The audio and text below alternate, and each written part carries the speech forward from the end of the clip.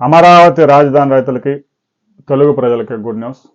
అమరావతి రాజధానికి ఇప్పటికే 32,000 కోట్ల రుణాలు ఇచ్చేందుకు ప్రపంచ బ్యాంకు, ఏషియా డెవలప్మెంట్ బ్యాంకు, హడ్కో ముందుకొచ్చాయి. జర్మనీకి చెందిన మరొక బ్యాంకు కూడా ఇవ్వడానికి ముందుకొచ్చింది. నిన్న అమరావతి రాజధానిలో వరల్డ్ బ్యాంకు, ఏషియా డెవలప్మెంట్ బ్యాంకుకు చెందిన కీలక అధికారులు వారి యొక్క డౌట్స్ అన్ని క్లియర్ చేసుకున్నారు. ఇక సిఆర్డీఏ సమావేశం కూడా జరిగింది ముఖ్యమంత్రి అధ్యక్షతన. 48,000 కోట్ల రూపాయల విలువైన టెండర్స్ ఓపెన్ చేశారు. ఆ టెండర్స్ ఈరోజు అప్పగించబోతా ఉన్నారు. వారితో అగ్రిమెంట్ చేసుకుంటారు. ఇక ఆ పనులన్నీ ఈ నెల 15 నుంచే ప్రారంభం కావాల్సి ఉంది. వారిని ఏర్పాట్లన్నీ చేసుకోమని చెప్పారు. ఎందుకంటే వచ్చే నెలలో ప్రధాని చేతుల మీదుగా అమరావతి రాజధాని పునర్నిర్మాణ పనుల్ని పెద్ద ఎత్తున ప్రారంభించేందుకు ఏర్పాట్లు చేస్తున్నారు. అయితే పనులు చేసుకోవాలంటే ఏదో చిన్న ఇల్లు కట్టినట్టు పరిస్థితి కాదు కాబట్టి యంత్రాలు అవన్నీ తరలించుకోవాల్సి ఉంటుంది. మ్యాన్ పవర్ 20,000 మందికి తగ్గకుండా ప్రారంభం నుంచే 20,000 మంది అక్కడ ఉంటారు. 3 నెలల్లో వారి సంఖ్య 40,000 మందికి పెరుగుతుంది. ఈ ఏర్పాట్లు చేసుకోవడానికే ఆయా కంపెనీలకి 2 నెలల సమయం పట్టే అవకాశం ఉంది. ఇక వచ్చే నెలలో మంచి సమయం ఒకటి వెతుకుతూ ఉన్నారు.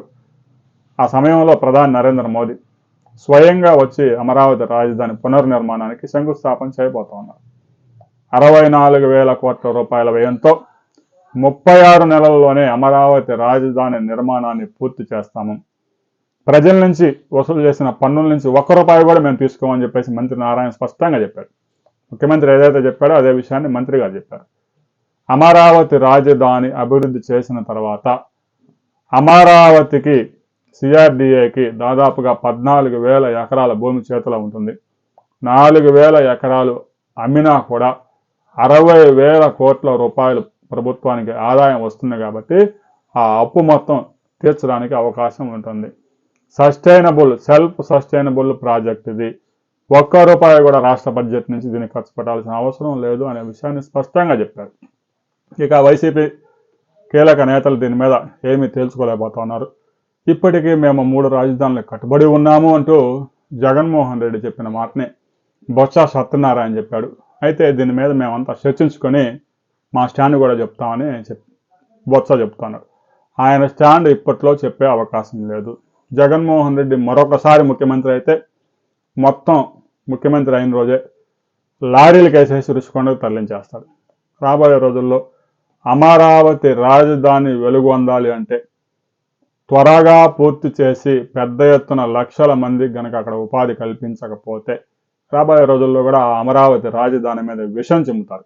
అందుకే అమరావతి రాజధానిలో 3,000 కోట్ల రూపాయల ఖర్చుతో దాదాపుగా 3,000 కిలోమీటర్ల రోడ్లు వేసి రైతులు ఇచ్చిన భూమికి ప్రతి ప్లాట్కి మంచి రోడ్డు, డ్రైనేజీ సదుపాయం, విద్యుత్ సదుపాయం కల్పించబోతా ఉన్నారు. రాబోయే రోజుల్లో జగన్మోహన్ రెడ్డి వస్తే మా పరిస్థితి ఏంటి అని చాలామంది పారిశ్రామికవేత్తలు సంశయం వ్యక్తం చేస్తూ ఉన్నారు. ఆందోళన చెందాల్సిన అవసరం లేదు. వారు 3 రాజధానుల అంశానికే కట్టుబడి ఉంటారు కాబట్టి జనం కూడా 2024లో ఇచ్చిన ఏదైతే తీర్పు ఉందో దానికి కట్టుబడి ఉంటారు. రాబోయే రోజుల్లో అమరావతిలో ఒక కీలకమైనటువంటి హైదరాబాద్లో ఎలాగైతే హైటెక్ సిటీకి శంకుస్థాపన జరిగిన తర్వాత అక్కడ ఐటీ పరిశ్రమ అభివృద్ధి చెందిందో అంతకంటే మెరుగైన ఒక ఇన్నోవేషన్ హబ్కి శంకుస్థాపన జరగబోతా ఉంది. అది గనక జరిగితే ఆ ప్రాంతంలో ఒక వ్యాలీ మాదిరి ఆ ప్రాంతం మొత్తం అభివృద్ధి చెందే అవకాశం ఉంది. అది ఏ ప్రాంతంలో రాబోతా ఉంది, దానికి సంబంధించిన వివరాలు ఏంటి అనే దాని మీద మరో వీడియోలో తెలుసుకుందాం.